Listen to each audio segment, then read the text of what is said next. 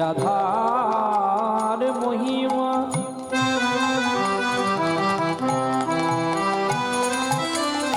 প্রেম রস সীমা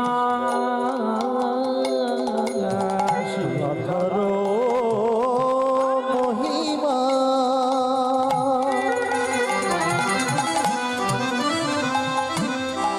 প্রেম রস সীমা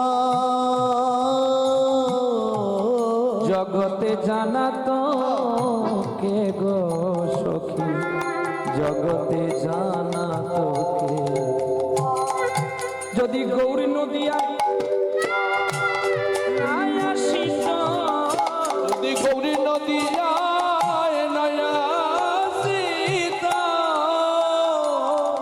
আমার রাধারানীকে ব্রজে থেকে ধরা থেকে চিনিত যদি গৌরী নদিয়ায় নাই আসিত রাধারানীকে জগতে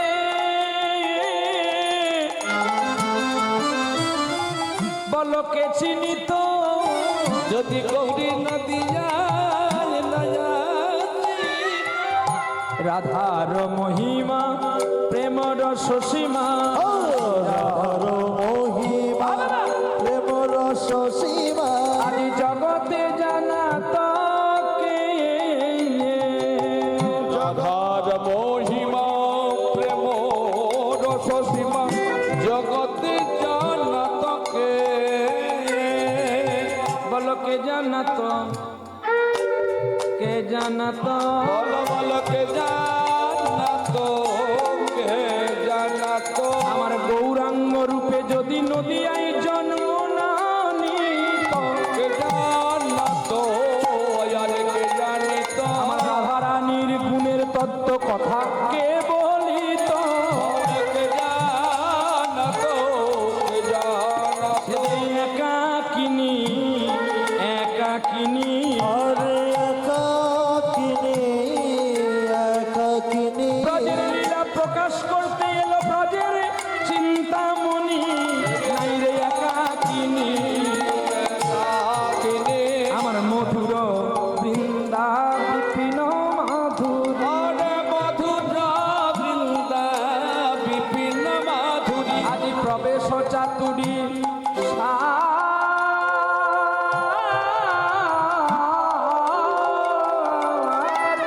মধুর বৃন্দা বিপিন মাধুরী প্রবেশ চাতুরী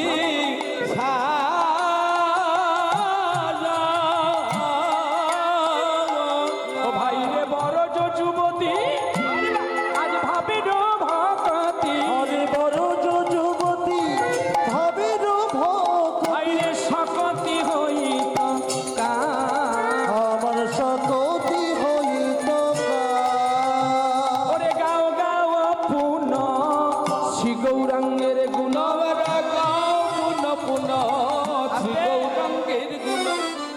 হরিকথা ভগবত কথা শুনতে আসতে গেলে আগে মনকে সরল করতে হয়। যদি মন শুদ্ধ সরল না থাকে তাহলে হরিনাম গাওয়া যিনি গাইবেন তারও বৃথা আর যিনি শ্রবণ করবেন তারও বৃথা। বলে কেমন করে বাবা? যেমন আমরা হরিনাম শুনতে আসলাম, আমরা কীর্তনিয়া হলাম, আমরা অনেক জ্ঞান দিই, অথচ বাবা মা খেতে পারি। আপনারা কীর্তন শুনতে আসেন, যেখানে হরিনাম হচ্ছে সেখানে ছুটে যাচ্ছেন, অনেক গুণী মানুষের কীর্তন শ্রবণ করছেন, আস্বাদন করছেন, অথচ বাড়িতে মা বাবা দুটো ভাত পায় না। এমন কীর্তন শোনার দরকার নেই আর কীর্তনিয়াকে আনারও দরকার নেই। তাহলে গাও গাও পুনঃ শ্রী গৌরাঙ্গের গুণ, গোবিন্দের গুণ যদি গাইব তাহলে গোবিন্দের মতো কেন মনে হয় না রে? কেন গোবিন্দের মতো তোমার মন হয় না রে? আমরা সুরকার, আমি বড় কীর্তনিয়া, আমার মতো কেউ নেই। এই যে আমি অহংকার, আমি বড় বাইন, আমার মতো কেউ নেই। আমি উঁচু নিচু বিচার করি না, আমি বাজাতে জানি বলে, আমি গাইতে জানি বলে সকলকে যা ছাতা বলে ভাষা বলতে। তাহলে গাও গাও পুনঃ, তোমার হরিনাম গাইতে গেলে তোমাকে এই চিন্তনগুলো নিতে হবে। যদি না চিন্তন জানতে পারি, তোমার এখানে হরিনাম গাওয়াও বৃথা আর বাজনাটাও বৃথা। গাও গাও পুনঃ শ্রী গৌরাঙ্গের গুণ। আমার গৌর যেমন অচলন মানুষের মতো সচল হয়ে থাকতেন, তাকে কেউ মেরেছে তাকে কিছু বলে না। আর চৈতন্যদেব এমন ব্যক্তি ছিল, জাতির বিচার করলো না রে। না না, জাতির বিচার করলো না রে ওরে অজাত চকে সে যে প্রেম বিলায় জাতির বিচার করলো না রে আরে অজাচকে প্রেম বিলাইল জাতির বিচার করলো না রে তাহলে গাও গাও পুন শ্রী গৌরাঙ্গের গুণ তোমরা গাও গাও পুন শ্রী গৌরাঙ্গীর গুণ একবার সরল করিয়া ম ও ও এ ভব সংসারে এমন দয়া আইরে আরে হবে না একই জন আর হবে না এক জন ভাই আর হবে না আর হবে না আরে হবে না আর হবে না আমার চৈতন্যের মতো গৌরের মতো নিতাইয়ের মতো আরে ওরে আর হবে না আর আর হবে না আমার গৌরণী নিতাইয়ের মতো আর হবে না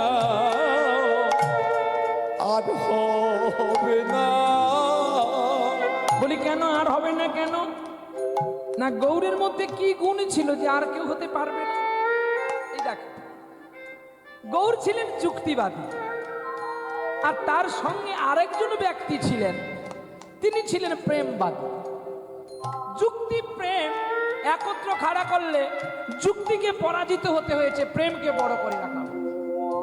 বলে কেন না দেখবেন শাস্ত্রে লেখা আছে যারা অধিক জ্ঞানী মানুষ কখনো গোবিন্দ চরণ পায় না কেননা জ্ঞান কর্মে যোগ ধর্মে নহে কৃষ্ণ বশ আর কৃষ্ণ বশ হেতু এক প্রেম ভব তীরস দেখো যারা অধিক জ্ঞান তারা কিন্তু গোবিন্দ পাবে না কি সুন্দর কথা দেখো। আর যাদের অধিক রূপ আছে আমি রূপবান আমি আমি আমি গুণবান গোবিন্দ বলে আমি তাদেরকেও কৃপা করি না একই প্রভু যে রূপের ডালি নিয়ে তোমার কাছে দাঁড়িয়ে তুমি তাকে কৃপা করবে না বলছে না রূপের ডালি নিয়ে একজন দাঁড়িয়েছিল তার নাম মদন কামদেব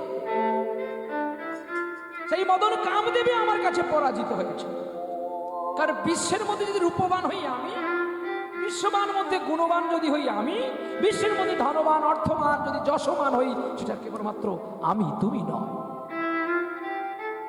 তাহলে অধিক জ্ঞানী মানুষ পায় না অধিক রূপবান পায় না অধিক বুদ্ধিজীবী না বাবা তাহলে প্রভু তোমাকে পায় কে যারা যোগ সাধনায় বসে আছে বলছে না তাহলে পায় কে কে পায় জানো যে মূর্খ কিছু জানে না আহা, যে আমার সাধন জানে না ভজন জানে না চিন্তন জানে না আহ্বান জানে না বিসর্জন জানে না সে যদি আমাকে হা কৃষ্ণ বলে একটু চোখের জলে ডাকে আমি সব কিছু ফেলে দিয়ে আমি তার কাছে ছুটে যাই তার কাছে বসে থাকি তার কাছে কিছু খাওয়ার জন্য আর তার মুখে বদনে কৃষ্ণ কথা শোনার জন্য তাই তো আমি একটা ছোট্ট নাবালক শিশুর হাতে খেয়েছিলাম নাম তার ভক্ত রঘুনন্দন যার ডাকে আমি লোহার ফটিক স্তম্ভ থেকে বের হয়েছিলাম অর্ধেকটা মানুষ অর্ধেকটা নৃসিংহ যার নাম ভক্ত প্রহ্লাদ সৎ মায়ের কথা শুনে ছোট্ট ছেলে মা বাবাকে প্রণাম করে বনে চলে গেল রাজ সিংহাসনে বসবে বলে সাধনায় যার নাম ভক্ত ধ্রুব আমি প্রথমেই তাকে দর্শন দিয়েছিলাম সিংহ রূপে সে আমার গলা জড়িয়ে ধরে কেঁদেছিল তুমি আমার পদ্ম পলাশ লোচনে হরি গো বলতে পারো, তারা তো এত জ্ঞানীবান নয়, তারা তো এত কোনোদিন শাস্ত্র উদ্ধার করে না, তারাই আমাকে পায়। বেদ ও বিদ্যা সর দর্শন সে যদি গৌরাঙ্গ নাহি ভজে, বৃথা তার এজনম লোচন বিপিন জন, দর্পণে অন্ধের কি বা কাজ। দরপনে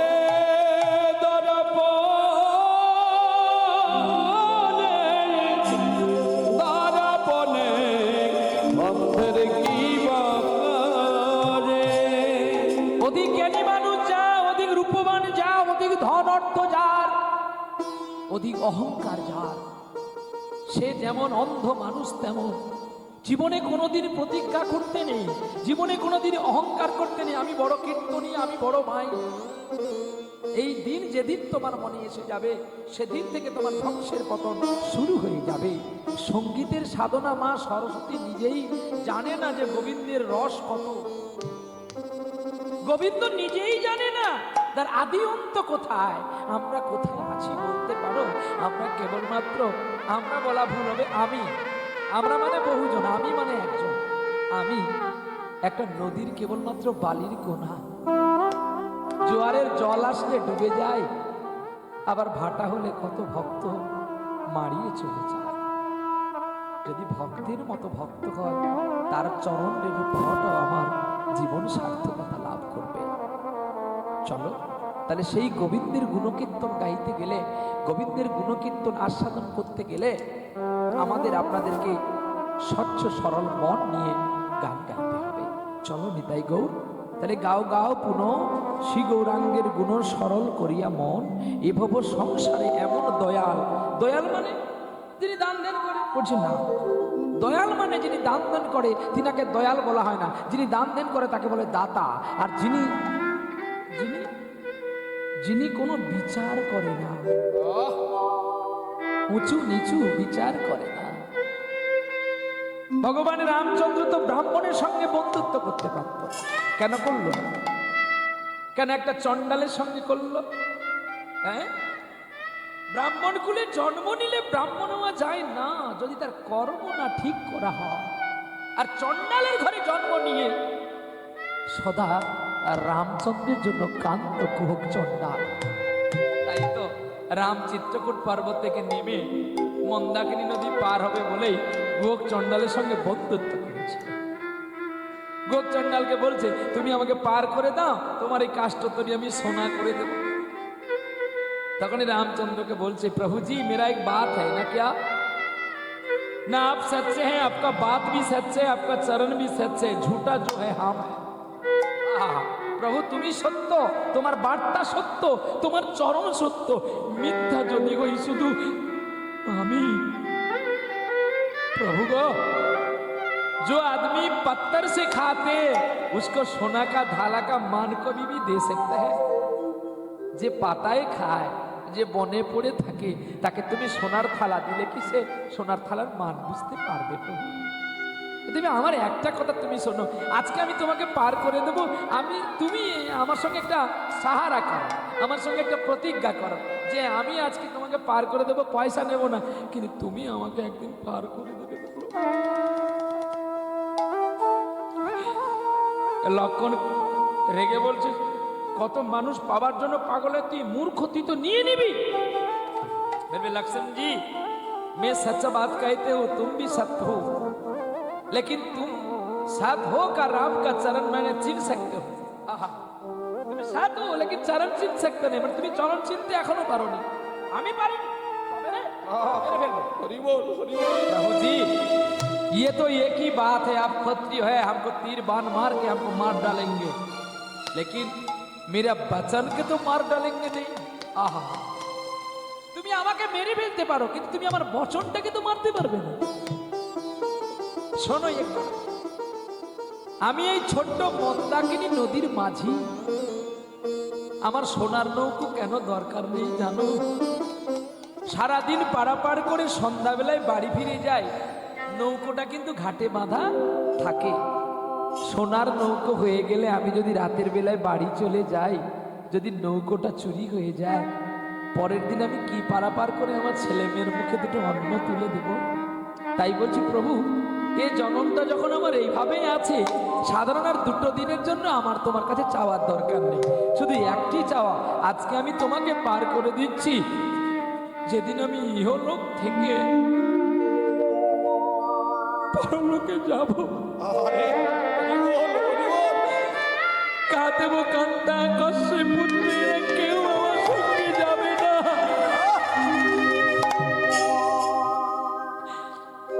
প্রভু সেদিন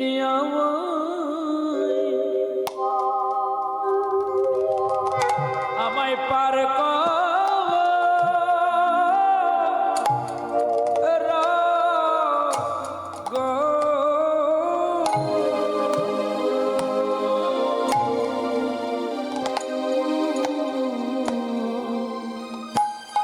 সেদিনই আমায় হাতে ধরে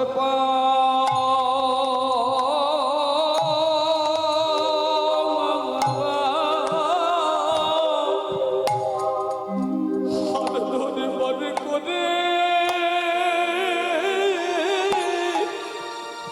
করে দিও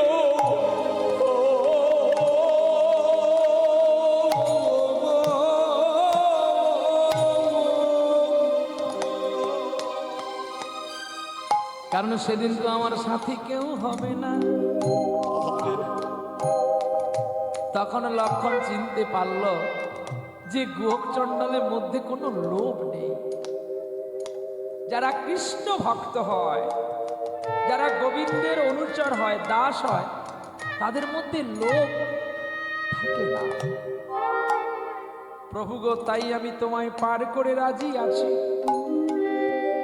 রামচন্দ্র কেঁদে বলল, একটা কিছু চেয়ে নে না, একবারই চাইতে হয়, দুইবার নয়।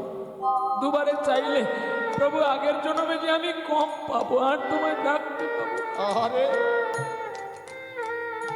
তাই এলো প্রেম, এটা হলো প্রেম। এই প্রেমেই বাস করেছিলেন রামচন্দ্রকে গুহচণ্ডাল। আর একজন প্রেমে বস করেছিলেন, যিনি হচ্ছে শ্রীক্ষেত্রে, যার উচিষ্ট খেয়েছিলেন গোবিন্দ ভগবান। নাম তার বসু সবর। বসু সবর নীলমাধব বসু সবরের উচিষ্ট আহার করতেন। আহা, কত গুণাতীত তারা।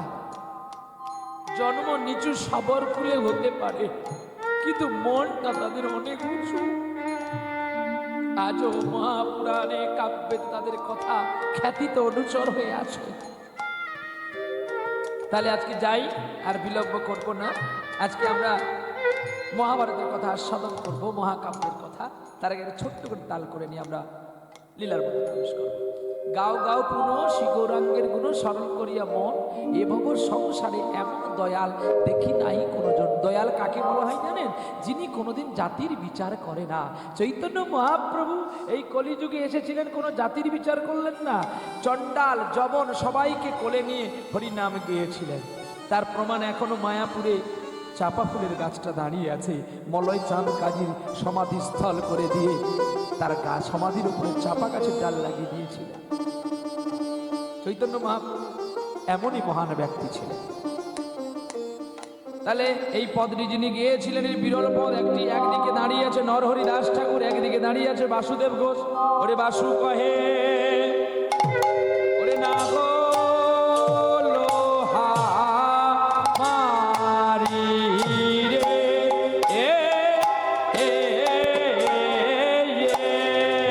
বাসু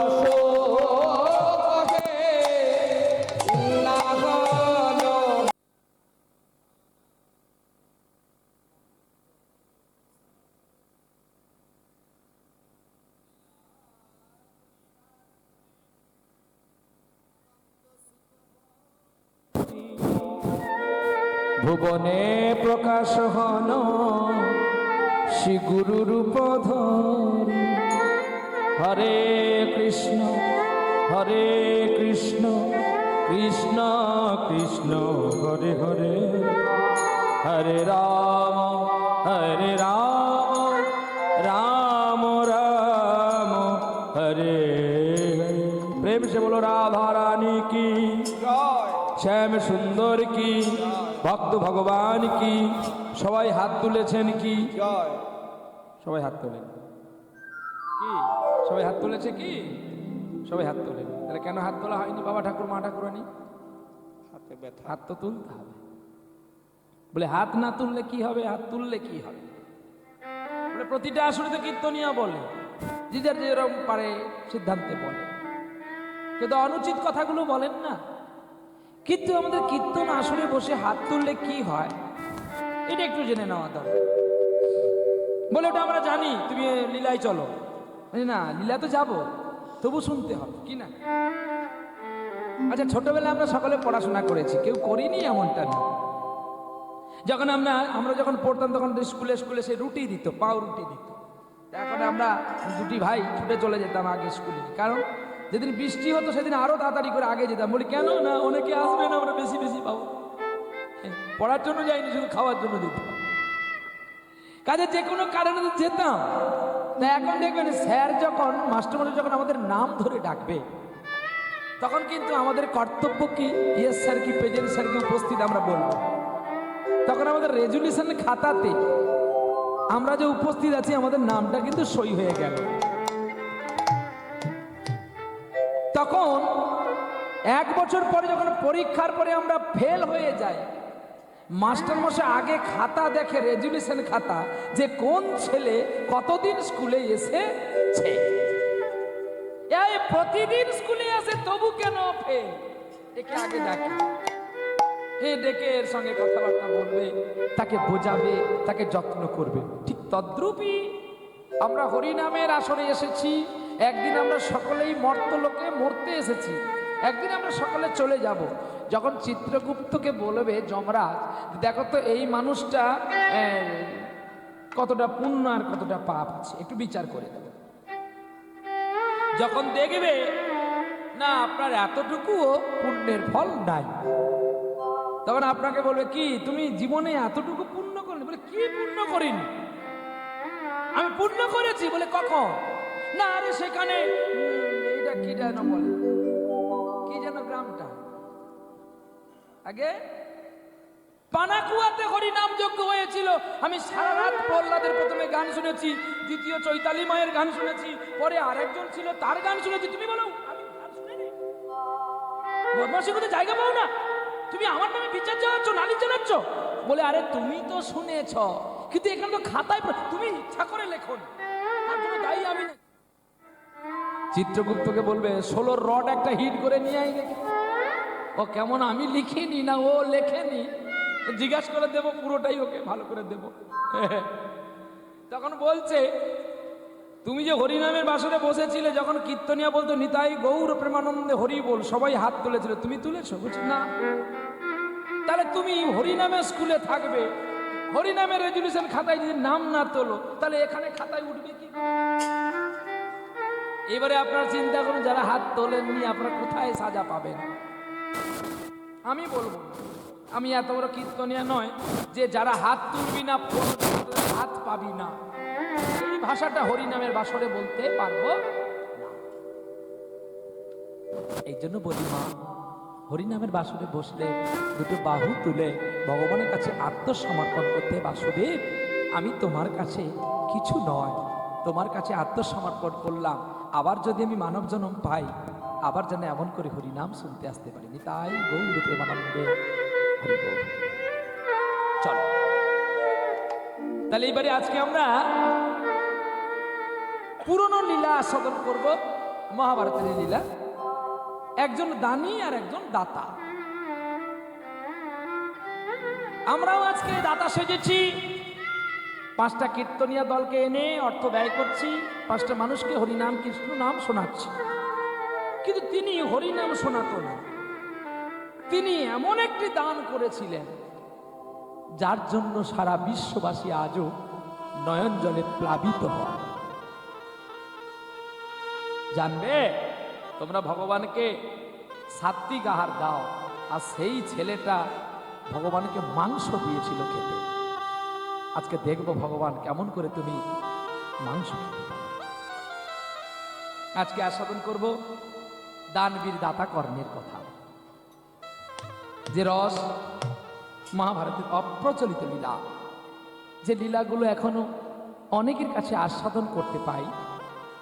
এই লীলা দুটি আমি শুনতে পেয়েছি, কাছে আছে বলে বলছি না। এক আমার চৈতালি মায়ের কাছে শুনেছি ক্যাসেটে, আমি তো সাক্ষাতে পাইনি। আর এক শুনেছিলাম যিনি নেই এখন ভারতের ভূমিতে, অর্চনা দাস মা ঠাকুরানী, তিনার বদনে আমি শুনেছিলাম এই দাতা কর্ণের গুণাতীত কথা।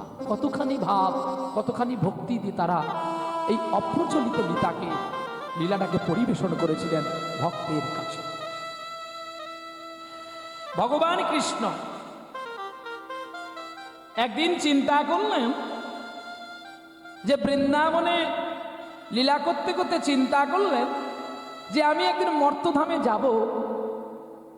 শুনেছি নাকি দানবীর কর্ণ নাকি খুব বড় দানী, একবার তার কাছে যাব, আর ও কেমন করে দান করে আমি একবার একটু পরীক্ষা করব।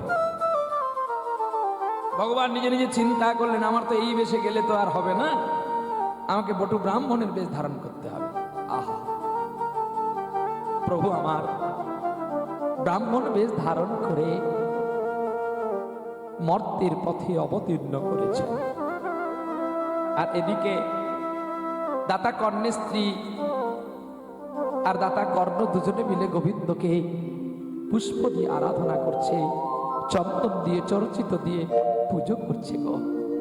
আর গোবিন্দের কাছে কেঁদে কেঁদে গাইছে গো, তুমি আরে কতকাল গিরিধারিলা, আড়ালে আড়ালে রবে, তুমি আড়ালে আড়ালে রবে।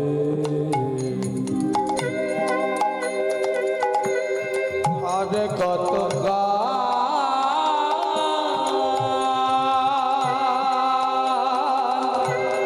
গিরিধারেলা, আড়ালে আড়ালে রবে, তুমি আড়ালে আড়ালে রবে। দুজনে চন্দন নিয়ে চর্চিত করছে গোবিন্দকে। পদ্মা পদ্মা গো, একটু ভক্তি করে তাকে অর্জন করো না গো। রূপবতী স্ত্রী কোনোদিন কৃষ্ণ সাধনের পদ জানে না, গুণাতীত স্ত্রী দরকার হয়। সে রূপে নাই থাকবা, গুণবতী হলেই তো ভালো। স্বামীর সুখে সুখী, স্বামীর দুঃখে দুঃখী দাতা কর্ণের স্ত্রী পদ্মাবতী একজন রানী হয়ে কোনোদিন স্বর্ণ অলংকার পরে না, সাধারণ ভিখারির মতো থাকে। আর গোবিন্দের কাছে কেঁদে কেঁদে গোবিন্দকে পুষ্পে চর্চরিত করে। আরে কত কাল গিরিধারিলা, আড়ালে আড়ালে রবে, তুমি আড়ালে আড়ালে রবে। আর কতকাল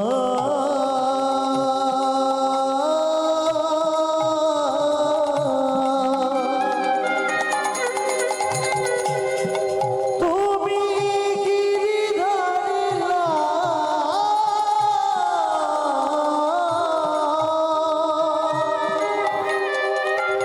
আড়ালে আড়ালে রবে, তুমি আড়ালে আড়ালে রবে।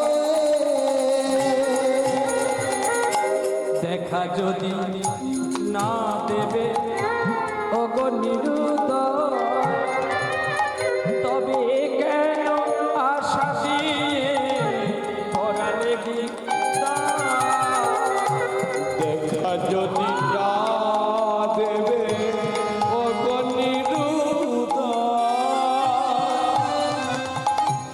তবে কেন আশা দিয়ে ভরা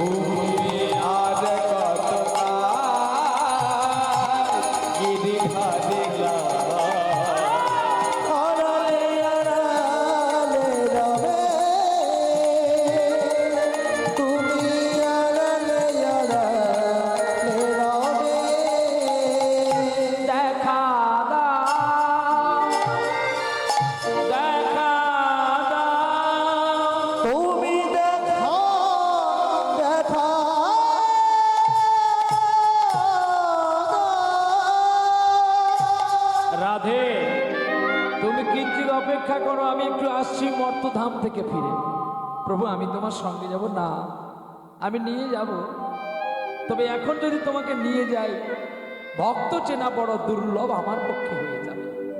আমি একটু ফিরে আসি, তোমাকে আমি নিয়ে যাব, কথা দিলাম, আমি ঠিক নিয়ে যাব।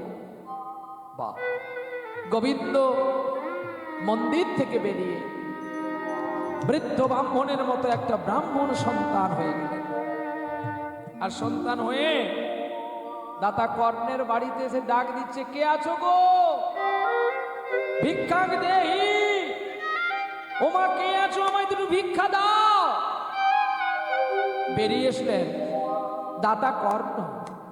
এ কি, আহা, সকাল বেলায় অতি সুন্দর ব্রাহ্মণ তনয় তুমি, পদ্মাবতী, আরে ছুটে এসো, আর গোবিন্দের সেবা ছেড়ে দিয়ে ছুটে এসো, দেখো আমার বাড়িতে কে এসেছে।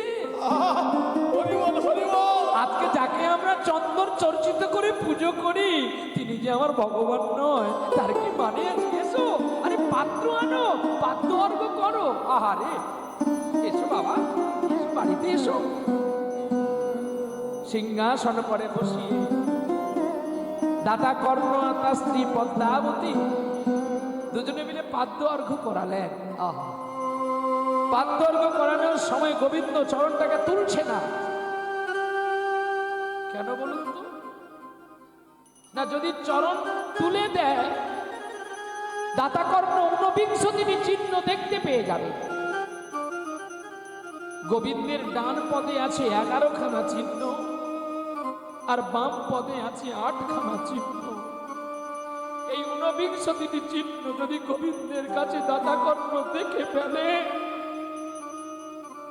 তাহলে ও যে আমাকে ধরেই ফেলবে।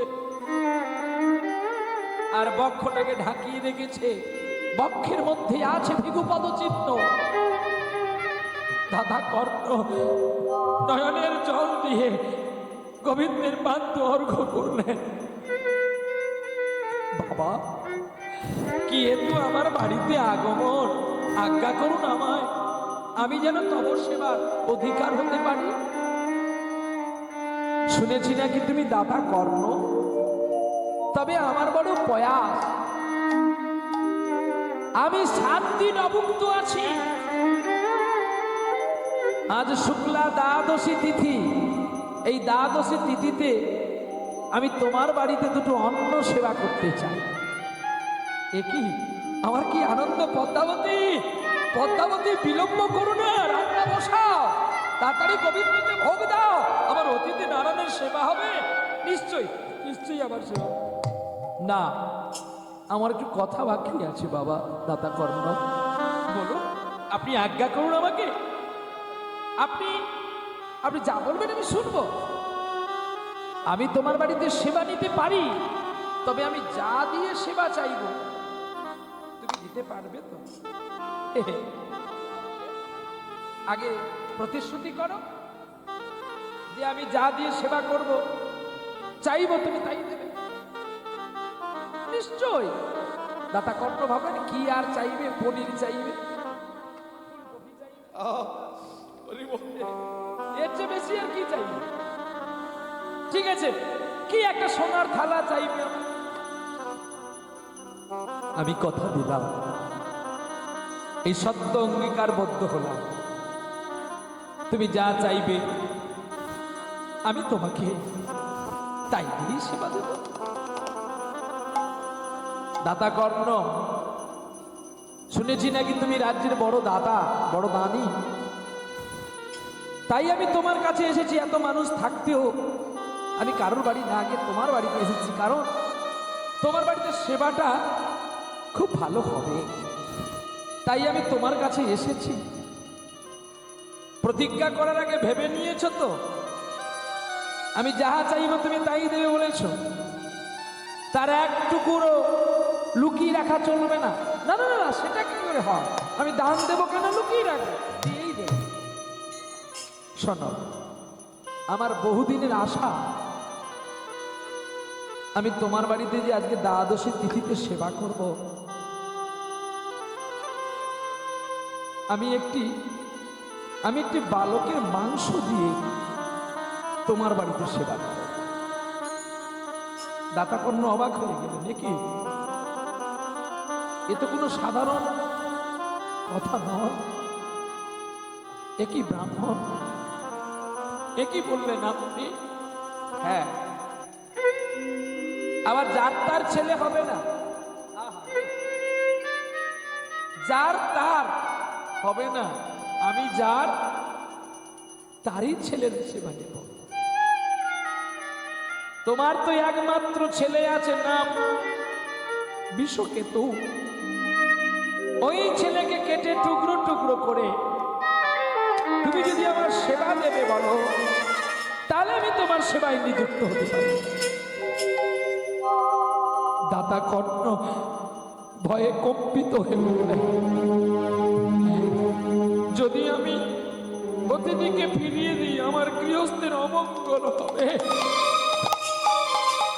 আমার পূর্বপুরুষের আত্মা কষ্ট পাবে। আর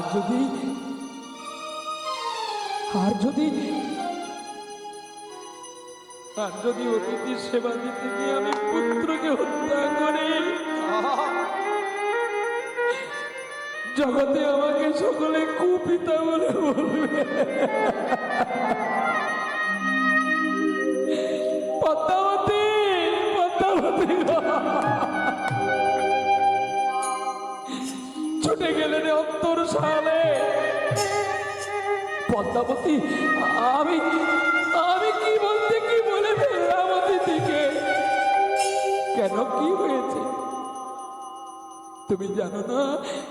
অতিথি আমার বাড়িতে দুটো অন্ন সেবা দেবে বলেছিল, আমি কথা দিয়েছিলাম, কিন্তু অতিথি এখন বলছে আমাদের একমাত্র পুত্র বিষকেতুকে কেটে রন্ধন করে দিলে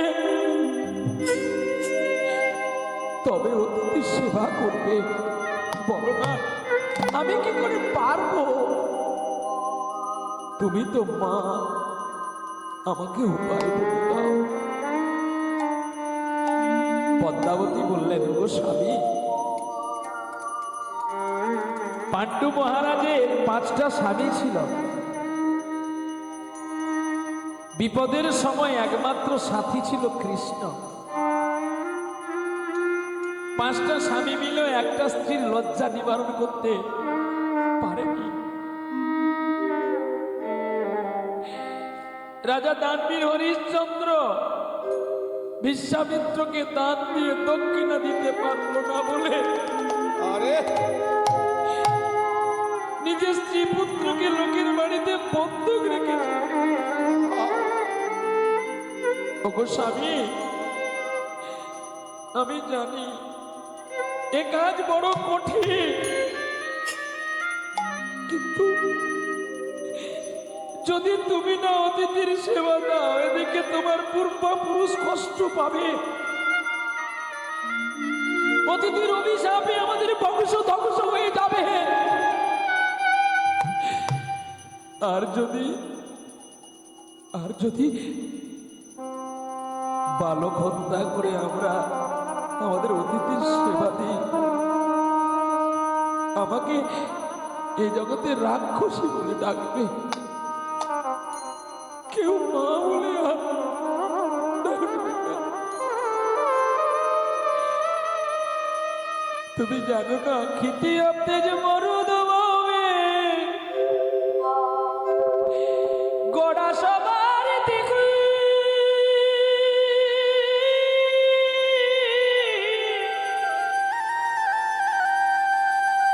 ওরে প্রাণ পাখি উড়ে গেলে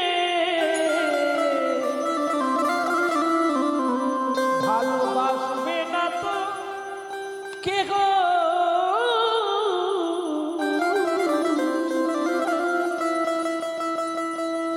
একদিন নীল আকাশে যাবে চলে, ওই না খাঁচার মায়া ছেড়ে দেহ থেকে প্রাণ পাখি একদিন যাবে রে উড়ে।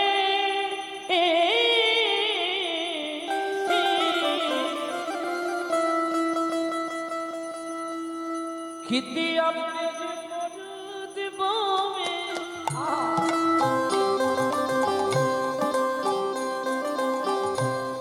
गड़ा सवार देखो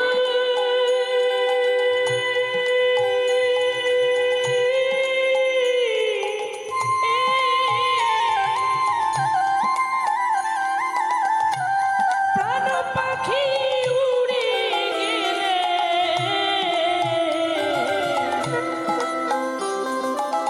ভালোবাসবে না তো কে গো ওরে নীল আকাশে যাবে উড়ে ওই খাতার মায়া ছেড়ে আর দেখো ছেড়ে প্রাণ পাখি যাবে উড়ে দেখো ছেড়ে প্রাণ পাখি যাবে উড়ে কেন আমারে করে কাঁদো ও গো স্বামী তুমি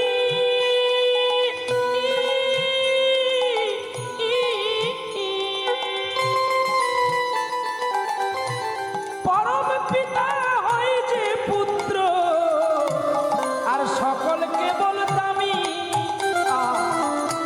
ও গো স্বামী গো এই বিশ্ব জগতে একমাত্র পরম পুত্র হয় ভগবান কৃষ্ণ আর তো সকলে গর্বের অহংকারে দামি বলে বেড়ায় এ জগতে কেউ তো কারোর নয় গো, কেউ তো কারো নয় গো। পদ্মাকে জড়িয়ে ধরে কাঁদছে কর্ণ আমি নয় নিষ্ঠুরি আমি বলে দিলাম বলো তুমি কেমন জননী বলো তুমি কেমন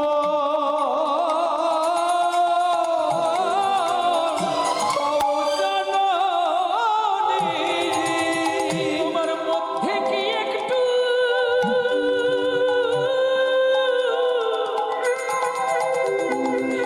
একটু বলো তুমি কেমন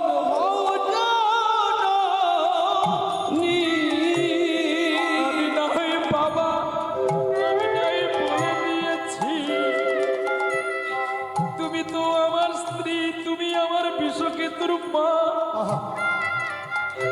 ওরে বাবা নাই কখনো কখনো রেগে সন্তানকে মারতে যায় কিন্তু মা যে ছুটে গিয়ে তাকে কোলে নেয় বলো, এই সময় আমি কি করিব বলো বলো ওই সময় আমি কি করিব? এই যে বিষমে জ্বালাই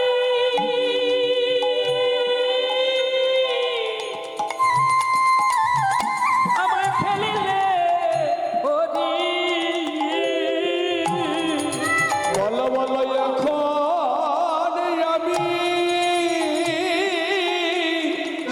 আমি কি করিব?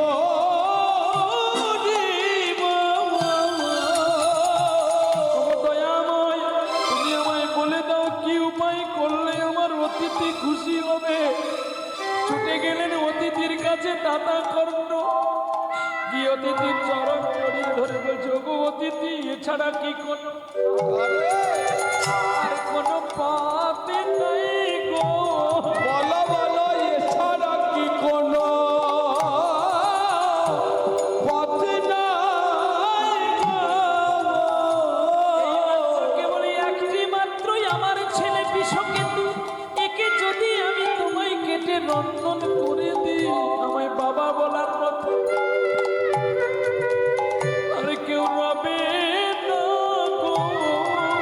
আমারে বাবা বলা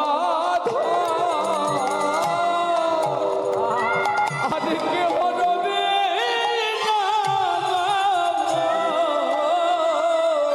আছে কর্ণ আছে বলো কি উপায় আছে আমাকে বলো না। উপায়টা কি জানো? আমি জগতে সবার কাছে শুনেছিলাম তুমি নাকি দানবীর দাতা কর্ম, ও যে দানি হয় তার মধ্যে কেন মায়া থাকে? বলো বলো তার মধ্যে কেন মায়া থাকে? ওগো স্বয়ং রামচন্দ্রের মধ্যে মায়া ছিল না বলে তাই তিনি বনবাসে চলে গিয়েছিলেন। রাজা হরিশ্চন্দ্রের মধ্যে মায়া ছিল না বলে রাজ্য বিশ্বামিত্রকে দান দিয়েছিল। আর মায়া ছিল না বলে দাদার আজ্ঞা পালন করে ভারত 14 বছর অনশন করেছিল। কিন্তু তুমি যে দাদা, আমি শুনতে পেলাম ইতিহাসে তোমার অনেক খ্যাতি আছে, তুমি দাতা হওয়া যোগ্য নয়। ওগো তুমি দাতা হওয়ার যোগ্য নয় গো। এখনো তোমার মায়া পিঠে আছে। দাতা হওয়ার যোগ্য নয় গো। ঠিক আছে, আমি তোমায় কষ্ট দিলাম, তুমি তোমার সন্তানকে নিয়ে রাজ্য যাপন করো, আমি চললাম। আহা, জড়িয়ে ধরলেন অতিথির চরণ। ওগো অতিথি, আমি জানি মা জানকীর ক্ষতি হয়েছিল, রাবণকে ভিক্ষা দিতে এসে ছুটে এলেন পদ্মাবতী। যেই শুনেছে অতিথি পালিয়ে যাবে, অতিথি এসে অতিথির কাছে এসে স্বামীকে জড়িয়ে ধরে পদ্মাবতী বলছে, ও স্বামী, পুত্র গেলেও আমার পুত্র পাওয়া যায়, কিন্তু হরি বল হরি বল। এই অতিথি গেলে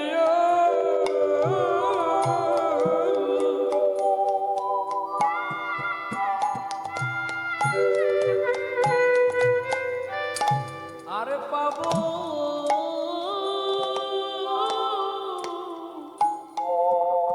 পাবো না গো।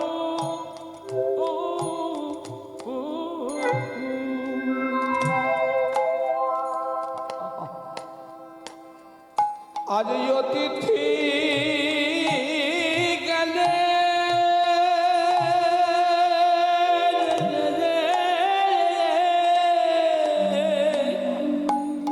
অতিথি গেলে আজ পাব না গো।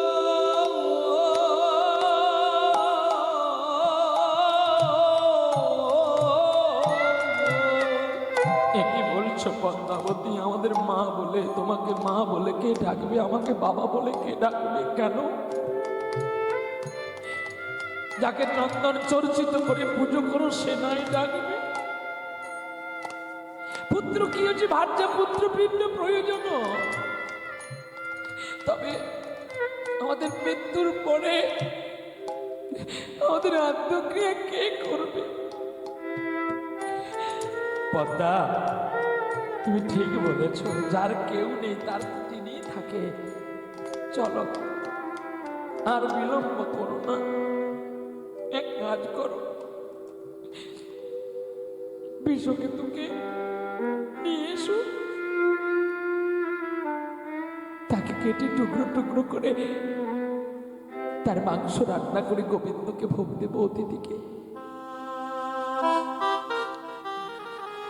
আবার অতিথি বলছে, দেখো দেখো দাদা কর্ণ, আমি একটা কথা বলি তোমাকে, আমাকে আনন্দ দিতে গিয়ে নিজের সর্বনাশ ডেকে এনো না।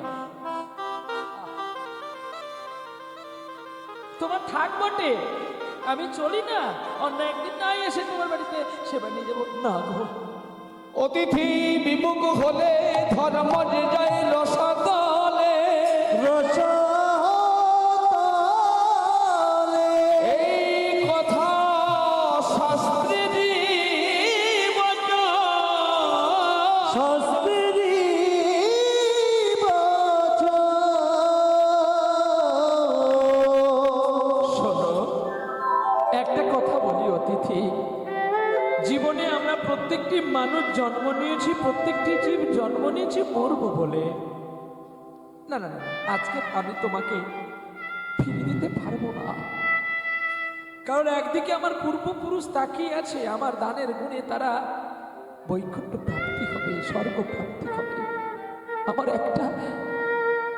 একটা পুত্রের জন্য কেন তারা আজকে আমার বংশ ধ্বংস হতে চলবে? তুমি বলো, এগো অতিথি, আমি একটা কথা বলবো, আমার ছেলেকে কিভাবে কাটবো একটু বলে দাও। শোনো, আমি কিভাবে কাটবো বলে দিচ্ছি, শোনো। যখন ছেলেকে কাটবে, তোমাদের চোখে যেন না জল থাকে। সে কি করে হবে গো? সারাদিন একটি ধর, আমাদের চোখে জল থাকবে না। না, জল থাকলে হবে মায়া। মায়াই বদ্ধ থেকে কখনো গোবিন্দ সেবা হয় না, অতিথি সেবা হয় না। অতিথি যদি বেরিয়ে আসে কি করব? তবে শোনো, তোমাদের চোখের জল যেন ছেলের গায়ে না পড়ে, যেটা তুমি গোবিন্দকে দেবে, এটা মায়ার জল যেন না। আহা, অতিথির কথা শুনে আর চরণ উঠে না গো পদ্মা করতে। পদ্মা স্বামীকে বলছি, যাও না গো স্বামী, ছেলে সকাল থেকে খেলছে, ওকে নিয়ে আসো, বেলা যে বয়ে যায়। বেলা চলে গেলে তো আর গোবিন্দ সেবা, অতিথি সেবাটা হবে না। সময় গোবিন্দকে ভোগ দিতে হয়। চোখেরই জলে মুখ ভাসিয়ে চলছে গো কোথায়? যেখানে বিষকেতু খেলছে। ভবের খেলা সাঙ্গ করো, দেখবি রে মেলা। আরে ভবের খেলা সাঙ্গ করো, দেখবি রে মেলা। ভবের খেলা সাঙ্গ করো, দেখবি রে মেলা। আরে ভবের খেলা সঙ্গ করো, দেখবি রে মেলা। ওরে নয়ন জলে ভাষাও তরি, ভাষাও নামেরই ভেলা। ভবের খেলা সঙ্গ করো, দেখবি রে মেলা। আরে ভবের খেলা সঙ্গ করো, দেখবি রে মেলা। বন্ধুদের মাঝখানে কেহ শ্রীরাম, আজ কেহ সুদাম, কেউ ধবলি সাজিয়া, আর কেউ কানাই সেজেছে দেখো দুলাতে দাঁড়াইয়া। ওরে মন পাগল মন, ওরে মন পাগল মন। ওরে মন পাগল মন, ওরে মন পাগল মন। ওরে ফিরাও ধেনু,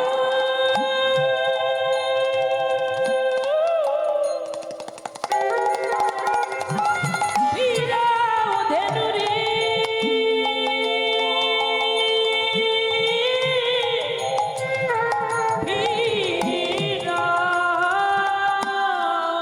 ধেনু, ধেনু, ধেনু, আবার ফিরাও ধেনু, বলে কানাইয়া আর বেলা বয়ে যায়। আরে ভবের খেলা সাঙ্গ করে, দেখবি রে মেলা। ভবের খেলা সঙ্গ হলে, দেখবি রে মেলা। সকালের মাঝখানে খেলা খেলছে বিষকেতু, কেউ শ্রীরাম কেউ সুবল সেজেছে, আর যে কৃষ্ণ সেজেছে বলরামকে বলছে দাদা বলায় আর বিলম্ব করো না, ধবলি ফিরাও, দোকানে অনেক বেলা চলে যাচ্ছে, আমার মা দাঁড়িয়ে দাঁড়িয়ে কাঁদছে, আমি আর কেন দাঁড়িয়ে থাকি। খেলার মাঝে দাতা করেন নয়ন জলে ভাসে, ওরে তা দেখিয়া পুত্র বিষকেতু পিতার কাছে আসে। ওরে মন পাগল মন, ওরে মন পাগল মন, ওরে মন পাগল মন। বাবা, ও বাবা, কোনদিন তুমি খেলার মাঝে আসোনি, আজ কেন এসেছো বাবা বলো? চোখে কেন জল? কি হয়েছে? এমন কি হয়েছে আমি পুত্র হয়ে যে আমার বাবার চোখের বাড়ি মুছে দিতে পারবো না? বলো পিতা, বলো পিতা, কি বা দুঃখ হয়?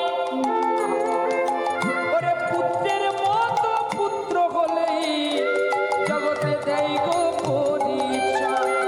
দয়াময় কৃপাময়, দয়াময় কৃপাময়,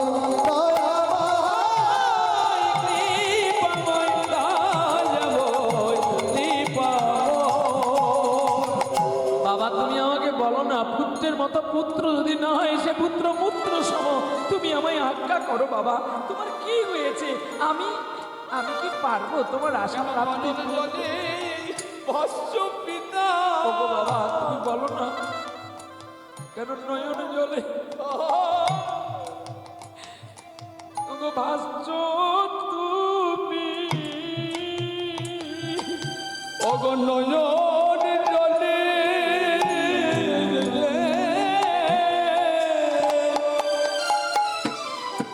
আজ ভাসছ তুমি,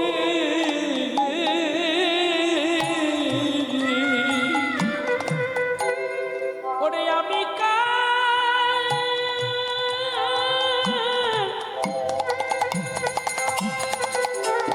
ওগো কেবা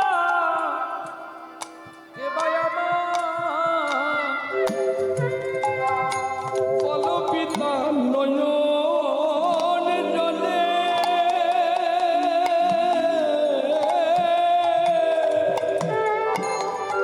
কেন ভাস্য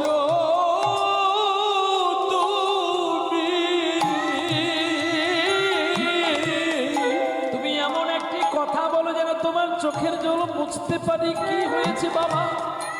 ওরে পুত্র রে, ওরে বিষকেতু, তুই আমার সাত রাজার ধরে একটি মানি, আজ সকাল বেলায় আমার বাড়িতে অতিথি এসেছে।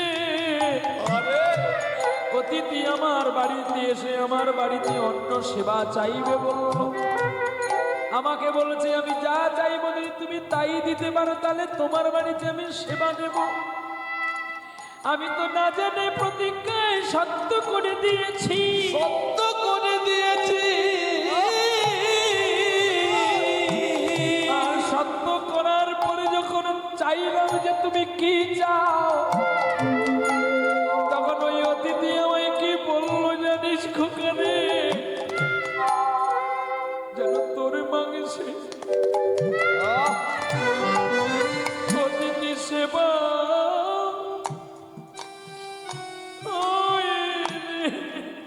আরে বাবারে তোর মাংস দিদি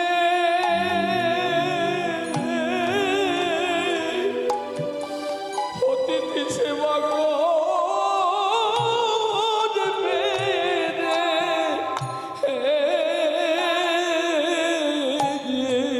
ওরে বিষকেতু, আরে আমি একটি হতভাগ্য পিতা, আমার যশ প্রতিষ্ঠা নেওয়ার জন্যই আমি তোকে বিসর্জন দিতে চললাম। পুত্র পারলে আমায় ক্ষমা ক্ষমা করি। হতে পারে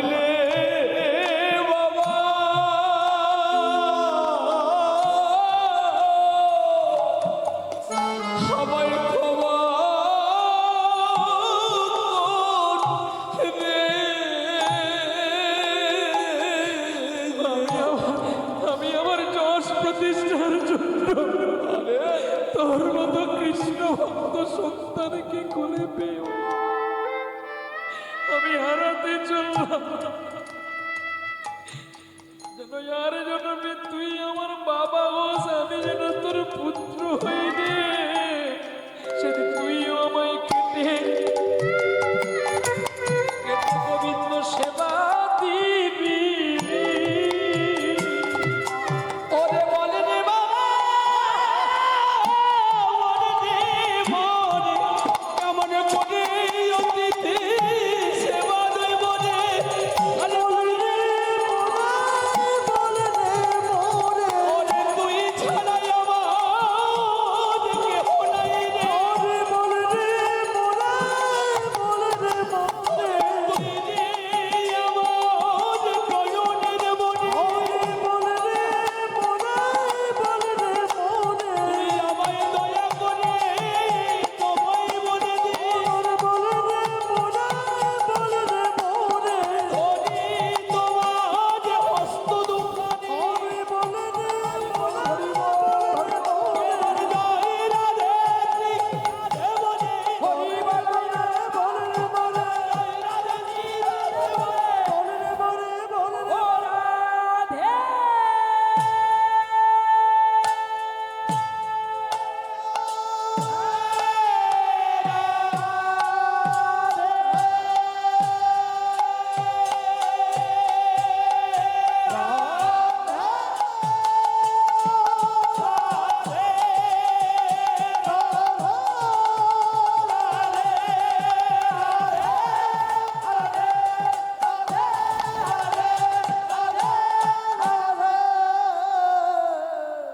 আরে বলি রে বাবা, আরে বলি রে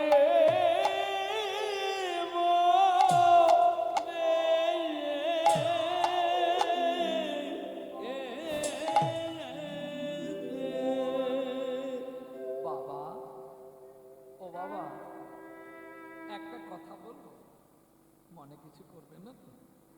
বল বিশুকে। আমার মনটাই তো নেই রে যে তোর কথা আমি রাগ করব। মত কর তু অভিমান।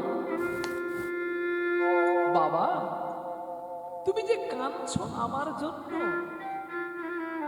তুমি জানো না গীতায় গোবিন্দ নিজেই পার্থকে বলেছিল এই দেহটাও অনিত্য। কৈশ্যবাদা কৈশ্যবিদ কৈশ্যপুত্র সহোদরা কায়াপান ন সমর্থ কা কৈশ্য প্রতিবেদনা। মিছে পুত্র, মিছে স্ত্রী, মিছে বৈভব, মিছে বিচিত্রময় সংসার, এগুলো কেউ আমাদের নয়। তবে বাবা, একটা কথা তোমাকে বলি, তোমার মন্ত্র থেকে আমার জন্ম, তোমায় আমি জ্ঞান দিতে চাই না বাবা।